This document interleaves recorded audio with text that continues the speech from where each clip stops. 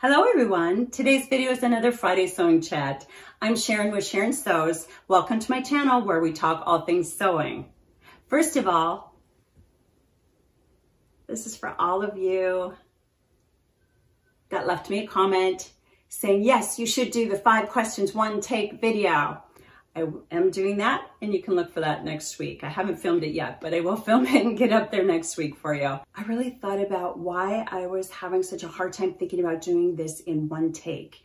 And I think it goes back to the last 20 years of my career. I worked in communications and I worked in government communications. The last 10 years of my career, I was a communications manager for a city, so I oversaw communications that happened within the city. The information that goes out has to be as accurate as possible. I'm just used to doing a message and then editing, and I think that's where my hesitation came from 5 questions, 1 take, but y'all were so awesome, and you reminded me that we're just here for fun, and you're my sewing buddies.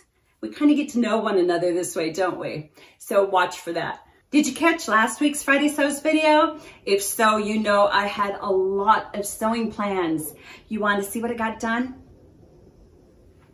Here you go. Yeah, I think I was way too optimistic in my sewing plans. So maybe those sewing plans instead of for last week are really for the rest of 2021. You know, life gets in the way sometimes. We had some things come up and we actually focused on some home projects instead. So I really didn't even get any sewing done. As I get the items done that I chatted about in last week's video, you know that I'll share them with you. And be sure to watch my Instagram page because I do tend to post pictures there before I get in on the video here. One thing that I did do last week is I made a trip to a Nimble Thimble. That's the dealership that I worked with on my Bernina machine. And see, here's my little Bernina ambassador button. And I stopped out there because I wanted to chat with her about a potential sewing class that I'll be doing in the future. And I wanted to pick up a couple feet. Unfortunately, one that I wanted was out of stock, but I got this one. This is the 2A. It's an overlock foot. I don't know about you, but sometimes when I'm sewing, maybe I'm sewing with white thread and I've got black thread in my serger and I don't want to change the thread because I just don't want to.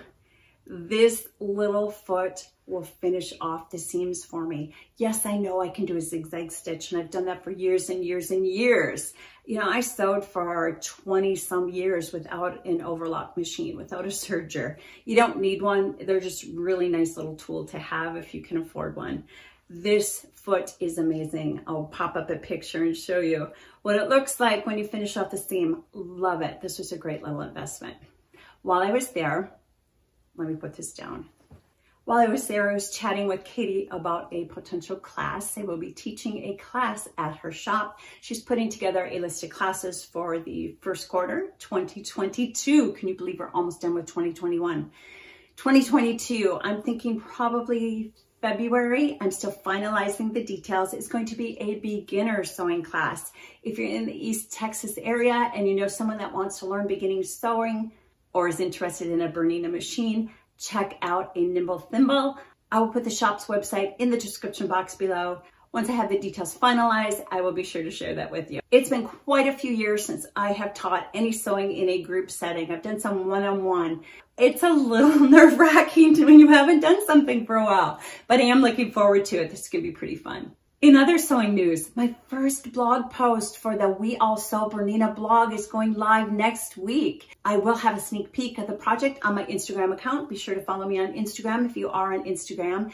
And be sure to visit the We All Sew blog and sign up for notification. I'll leave that website in the description box below for you also. In non-sewing news, I did a major closet clean out. I just got into that habit when we lived in Minnesota. Every fall and every spring, I would go through my closet and I would really donate what I wasn't wearing. I got into the habit because number one, I had a small closet, so I didn't have a lot of room for all my clothes. Number two, why should I hold on to something that I'm not wearing? And lastly, Minnesota had very, very definite season changes. The weather changed so much. What I had worn in the summer, there's no way I could have worn it into the fall and the winter. It's a little bit different here in Texas, but I did do a closet clean out. And why is it so hard for me to get rid of things that I have sewn? Does anyone else have that challenge also? I don't know why it's hard to give it up, even when I'm not wearing it. But look, hang on. Do you see this big box? This is all summer dresses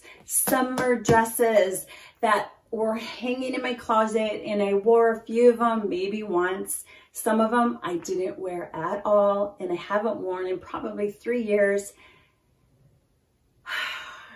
Yet I just had a hard time giving them up. I've got them in this box. I'm going to put them in the attic, and then I'll pull them out next spring. I'll try them on and see if I'm actually going to use them again. I don't know. Maybe I should just get rid of them and be done with them, right? Out of sight, out of mind. This piece of fabric here, I forgot to share this with you. Isn't this beautiful? This is my latest piece of fabric from Minerva. And I had one thing in mind, and then I got the fabric, and now I want to sew a dress, and I don't really wear dresses, as you can see from that box that I just showed you. Anyway, isn't this beautiful? I showed it to my husband. He's like, oh, that looks like agates. I love it. That'll be coming up in the sewing world. And I leave you with a question. I saw an article on Denver Sewing Collective. It's Jill's Instagram page. I think that's the name of it. I will link it in the description box below for you. She had an article about the rising cost of fabric, I think. I can't remember for sure now, and I can't find the article. If I find it, I will link it in the description box below for you. So I leave you with the question, have you seen increased prices at your favorite fabric stores? Leave me a comment below. I would love to have that discussion with all of you. As always, if you found the video helpful or entertaining, thumbs up. That just helps Instagram recommend it to other people like you that might enjoy the video. Until I see you in the next video, I do hope you have a blessed day and happy sewing. Today's video is another... Again, why is this so hard? Is it the 2A?